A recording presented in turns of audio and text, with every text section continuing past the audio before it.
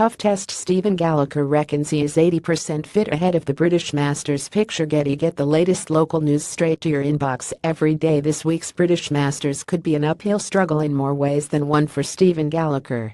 With some serious clambers that would have the grand old Duke rethinking his tactics, Gallacher's general fitness will get a rigorous test over the next couple of days here at Close House. At least he's on his feet again. After the first round of last week's Portugal Masters, the former Ryder Cup player found himself on a drip to deal with dehydration brought on by chronic sinusitis. "Last week floored me," said Gallacher. "I'm about 80% at the moment. That's why I just play the Prom, especially on what is a physically demanding course here. It is going to be a bit of a battle, and I started to feel a bit tired towards the end of the Prom. There are only 3 or 4 hills, but they are steep ones." At 86th on the money list, Gallacher has something of a parade to climb if he is to make the Indofsison Race to Dubai finale. "One good week and you are into everything at the end of the season," added the Scot as he targets to the top 60. Scott Jamieson, meanwhile, has arrived at Close House happy to be avoiding, well, a close shave.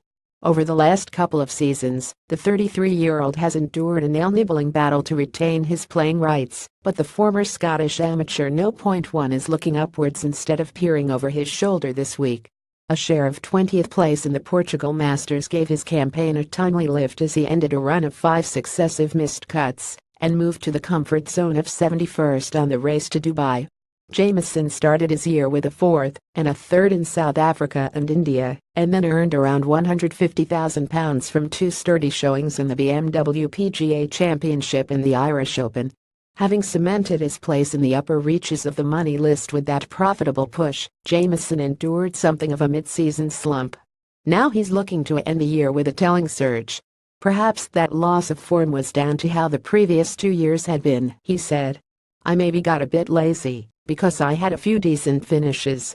I made good checks at Wentworth and Ireland, but I wasn't as switched on as I should have been after that.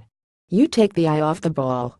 But at the end of the season, you're always more switched on, whether you're fighting to keep your card or trying to get into the final series." Jamieson and Gallacher are 2 of 7 Scots in action here. Paul Lawrie was a late withdrawal with a long-standing foot injury